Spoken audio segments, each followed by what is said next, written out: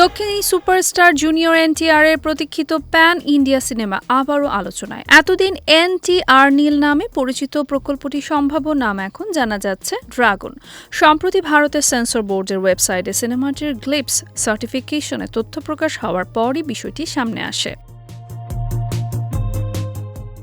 দক্ষিণী সুপারস্টারের আসন্ন সিনেমাটি নিয়ে এখন সবচেয়ে বড় আলোচনার বিষয় হচ্ছে এর গ্লিপসের ব্যতিক্রমী দৈর্ঘ্য।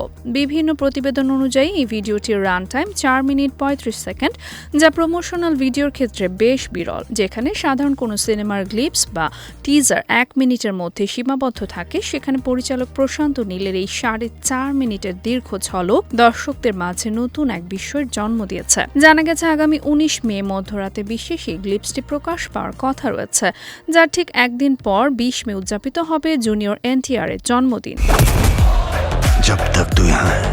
এই সিনেমায় নায়িকা হিসেবে দেখা যেতে পারে রুক্মিণী বসন্তকে এবং গুরুত্বপূর্ণ একটি চরিত্রে অভিনয় করছেন অনিল কাপুর। এর আগে খলনায়কের ভূমিকায় টভিনো থমাসের নাম শোনা গেলেও পরে তিনি নিজেই জানান শিডিউল জটিলতার কারণে প্রকল্পটি থেকে সরে দাঁড়িয়েছেন।